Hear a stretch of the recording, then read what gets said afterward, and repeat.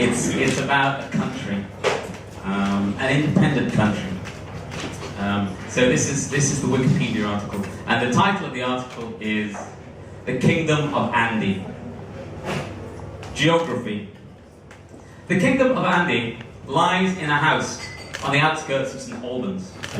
It is bounded to the north by Guillemot Road, to the south by a row of garages, and on either side by neighbours.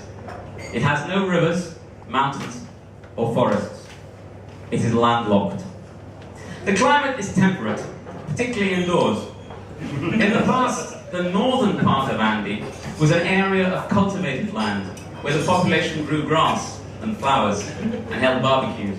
But since the crisis of 2013, see history, the land has turned to desert, littered with pizza boxes and empty bottles of Corona. Andy has a limited range of fauna, consisting of a single example of the species Felis catus, or domestic cat, answering to the name cinnamon. The highest point in the Kingdom of Andy is the top of the chimney, which rises to an altitude of 7 meters above sea level, yet is free of snow all year round. The lowest point of Andy is 4 in the morning, when the population lies awake, worrying about the future of the kingdom. Economy. The economy of the Kingdom of Andy is based on the import of goods and the export of services. The service exported is junior management at the St Albans branch of B&Q. The principal imports are pizza, Corona, and cat food. Unemployment in the Kingdom of Andy is 0. And yet Andy's economy is weak. Andy's productivity is low by European standards, and the kingdom's debt is high. The money spent on imports of pizza, beer, and cat food is greater than the money earned by the export of stock control and checkout rota skills at B&Q. Andy has a budget deficit. The King of Andy, who also serves as Andy's Prime Minister, Finance Minister, and Workforce, is trying to negotiate a bailout package with international financial institutions. Advisors from Andy's closest ally, the Republic of Steve, proposed drastic austerity measures centered on a 50% reduction in beer and pizza consumption and the privatization of Cinnamon the cat. Andy has warned Steve that such a harsh program is likely to provoke Andy's latent socialism with unpredictable consequences. Demographics. Following the crisis of 2013, see history, the population of Andy shrank by 50%. The population of Andy at the present time is 1. Ethnically, culturally, and linguistically, the population is 100% Andy. 100% of the population of Andy is male and in the 33 to 42 age group. In the most recent year, there were no births, no deaths, no immigration, and no emigration. A report by experts from the Republic of Steve, and here in the Wikipedia article there's a link to the full report. It's called "For God's Sake, Andy, you've got to stop your fucking life."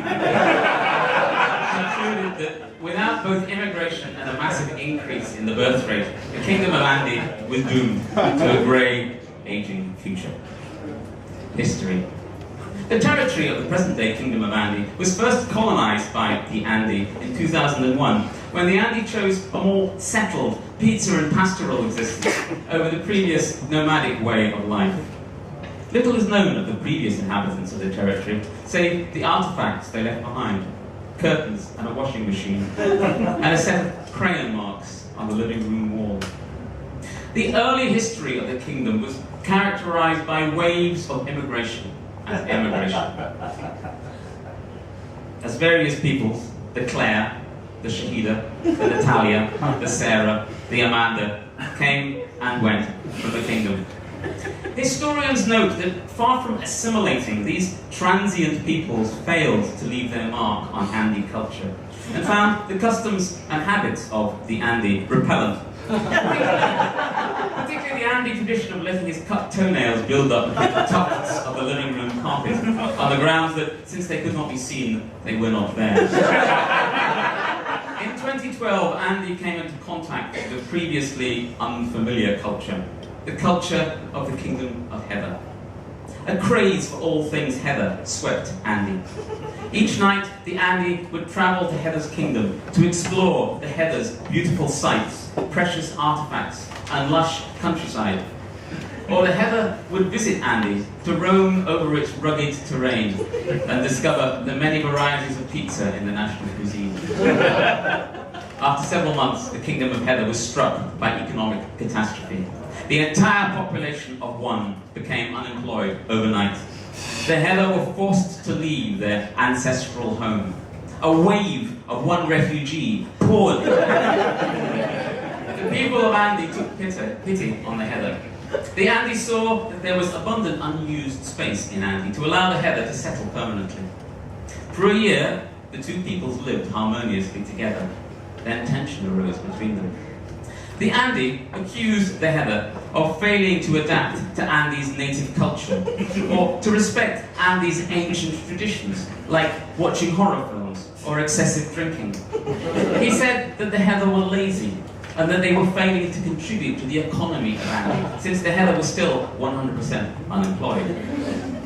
The Heather denounced the Andy's obesity and alcoholism, and said that were it not for the Heather doing the dirty jobs around the kingdom, it would long since have experienced an environmental catastrophe.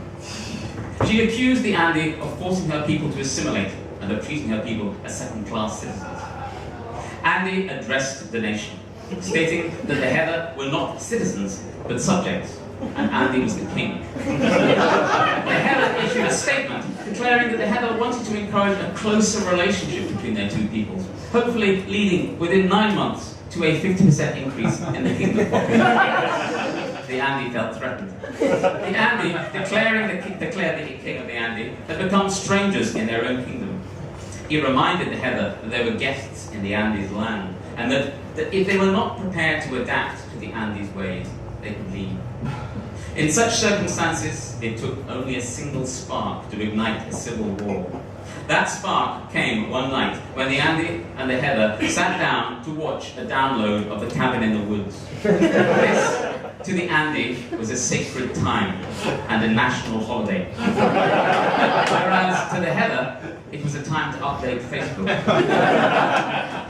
The war began with angry words and soon escalated to full-blown conflict. The casualties were terrible on both sides. The Andy lost an entire bowl of popcorn, which, when recovery from the floor was attempted, was found to be too thoroughly mixed with toenails to be eaten by the Andy. The screen of the Heather's Samsung was cracked. By the time talks began between Andy and the Republic of Steve, who offered to send a contingent of peacekeepers, a doleful column of refugee Heather was winding down from the border of Andy towards the bus stop. Heather found political asylum in the Republic of Steve. In retaliation, Andy broke off diplomatic relations and imposed sanctions on Steve, involving a complete embargo on any pilfered B&Q office supplies. In his annual State of the Andy address, the King of Andy noted that following the recent upheavals, the people of Andy were once again united, pure, and free. After a noble struggle, Andy had recaptured its ancient pride in its traditions, its Friday nights of 10 beers and 2 pizzas, its lying in bed all day Saturday, its liberty to clean the bathroom only every second month.